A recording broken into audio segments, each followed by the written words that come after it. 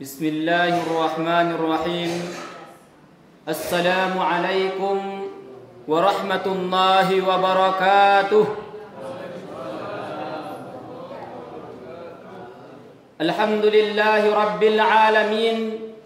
Alhamdulillahilladzi ja'ala syahra Ramadan afdalash syuhur.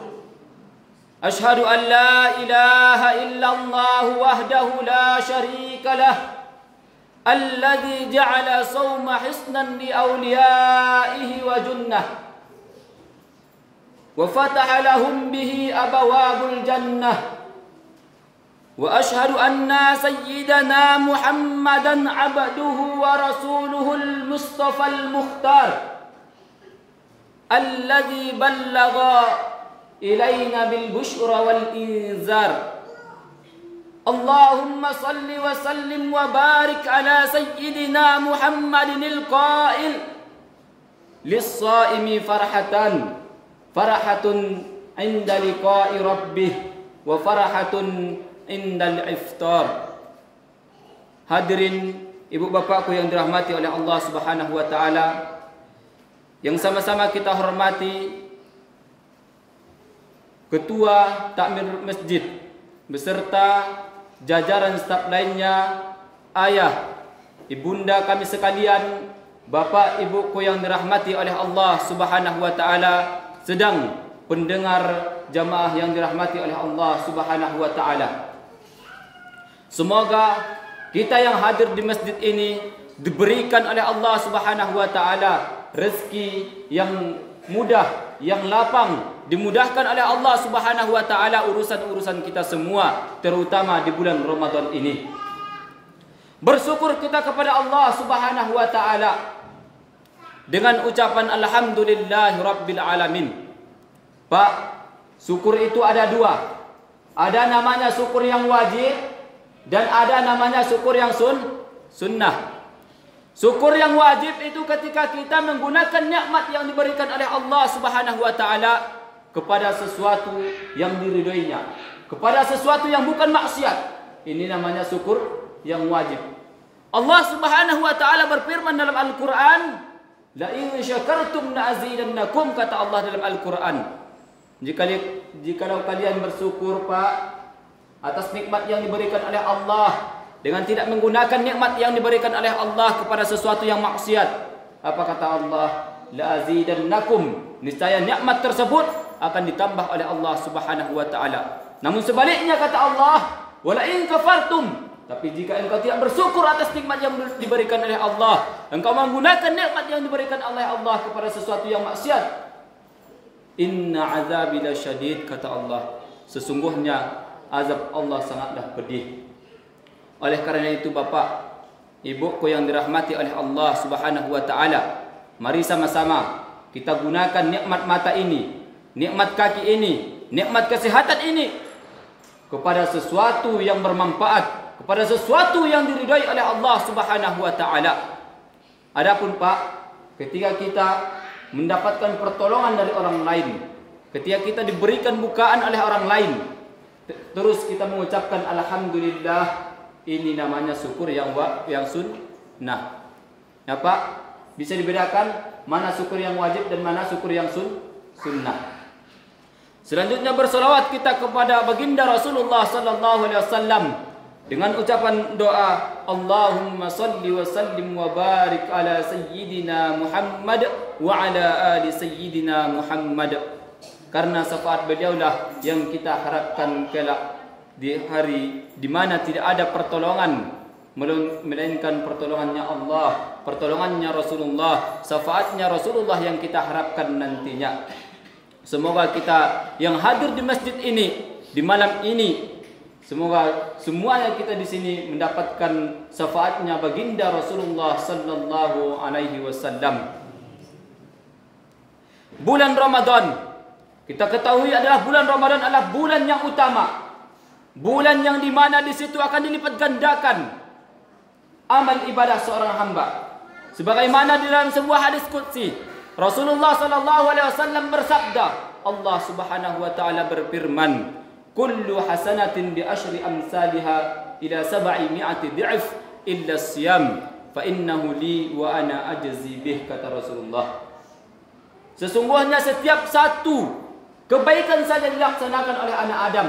Dia berangkat ke masjid dengan niat lillahi ta'ala, melaksanakan solat tarawih, melaksanakan kewajibannya, melaksanakan solat isya misalnya, maka ini kita sudah termasuk dalam hadisnya Rasulullah sallallahu alaihi wasallam, kullu hasanatin bi asyri amsalha ila 700 dhi'f, yaitu setiap satu kebaikan yang dilaksanakan anak Adam, kata Rasulullah, itu akan dilipat gandakan menjadi 10 bahkan lebih sampai 700 kali lipat, kecuali puasa, kata Allah Subhanahu wa taala, fa innahu li, sesungguhnya itu untukku dan aku yang akan membalasnya, kata Allah Subhanahu wa taala.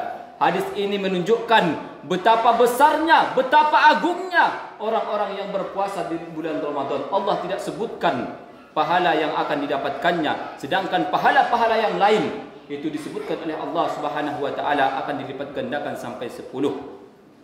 Ibu bapakku yang dirahmati oleh Allah Subhanahu wa taala, puasa sudah sama-sama kita ketahui itu hukumnya wajib berdasarkan firman-Nya Allah Subhanahu wa taala dalam surah Al-Baqarah ayat yang 183 yang berbunyi, ya ayyuhalladzina amanu kutiba alaikumusiyam kama kutiba alal ladzina min qablikum la'allakum tattaqun. Wahai orang-orang yang beriman, kata Allah, Allah menyeru kepada orang-orang yang beriman supaya kita bertakwa, supaya kita berpuasa di bulan Ramadan, karena puasa ini sudah diwajibkan atas orang-orang sebelum kita. Tujuannya apa, Pak? Tujuannya apa, Bu? Supaya kita bertakwa. Nah, apa itu takwa? Takwa itu menjalankan perintah-perintah Allah, menjalankan salat, menjalankan puasa, haji ke Baitullah bagi orang yang sudah mampu, menjalankan perintah-perintahnya Allah dan menjauhi apa-apa saja yang dilarang oleh Allah Subhanahu wa taala, seperti melaksanakan maksiat, ini dilarang oleh Allah Subhanahu wa taala, kita jauhi. Ibu bapakku yang dirahmati oleh Allah Subhanahu wa taala, begitu juga diambil dari hadisnya Rasulullah sallallahu alaihi wasallam. Apa kata Rasulullah? Bunyal Islamu ala khams. Islam ini dibina, dibangun atas 5 perkara, kata Rasulullah. Yang pertama, syahadati an la ilaha illallah wa anna Muhammadar Rasulullah, bersaksi bahwa tidak ada Tuhan yang berhak disembah kecuali Allah Subhanahu wa taala dan Nabi Muhammad sallallahu alaihi wasallam adalah utusan Allah. Wa iqamis shalah, yang kedua menunaikan salat, wa itaiz zakah, mendiri dan membayar zakat, wa hajjil bait, dan haji ke Baitullah bagi orang-orang yang sudah mampu dan telah memenuhi syarat-syaratnya, wa shaumi Ramadan, dan terakhir itu puasa Ramadan yang disebut dengan rukun Islam. Ini disebut dengan rukun Islam. Hadis ini diriwayatkan oleh Imam Al-Bukhari dan Imam Muslim. Nah, sudah jelas bahwa puasa Ramadan itu hukumnya wajib. Baik dia orang yang berilmu, baik dia orang yang tidak berilmu, tahu bahwa bulan Ramadan itu hukumnya wajib. Baik dia belajar di pesantren, baik dia tidak belajar di pesantren, dia tahu bahwa Ramadan itu hukumnya wajib berpuasa di bulan Ramadan. Maka orang yang mengingkari kewajiban ini, maka dia telah keluar dari agama Islam. Dia bukanlah seorang Islam lagi. Berbeda halnya dengan orang yang tidak berpuasa di bulan Ramadan, tapi di hatinya meyakini bahwa puasa Ramadan itu hukumnya wajib, maka orang ini tetap dihukumi seorang Muslim, namun dia termasuk Muslim yang maksiat kepada Allah karena meninggalkan kewajiban yang diperintahkan oleh Allah Subhanahu wa taala. Seperti halnya salat, Bu. Ketika kita meninggalkan salat, kita termasuk orang yang maksiat karena meninggalkan kewajiban kepada Allah Subhanahu wa taala. Begitulah halnya tadi puasa. Ibu bapakku yang dirahmati oleh Allah Subhanahu wa taala, sedikit kita menyinggung pada malam ini tentang rukun-rukun puasa. Karena seorang yang masuk ke dalam suatu perkara, ke dalam suatu amal ibadah, itu harus mengetahui hukum-hukum tertentu supaya ibadah yang dilaksanakannya itu sah dan supaya ibadah yang dilaksanakannya itu diterima oleh Allah Subhanahu wa taala. Rukun puasa, Bu, kita mengulang pengajian kita yang dulu sudah kita pelajari. Bapak Ibu yang dirahmati oleh Allah Subhanahu wa taala, bahwa rukun puasa itu ada dua. Yang pertama niat. Niat itu tidak disyaratkan, Bu, melafazkan niat. Niat itu letaknya dalam hati. Ketika seorang sudah berniat dalam hatinya untuk melaksanakan puasa, maka niatnya sudah sah, walaupun dia tidak melafalkan niatnya. Karena melafalkan niat itu hukumnya sunnah. Misalnya seperti yang kita sering baca, nawaitu shauma Ramadan hadhihi sanah imanan wa ihtisaban. Ini hukumnya sunnah, membantu menghadirkan niat di dalam hati, maka hukumnya sunnah.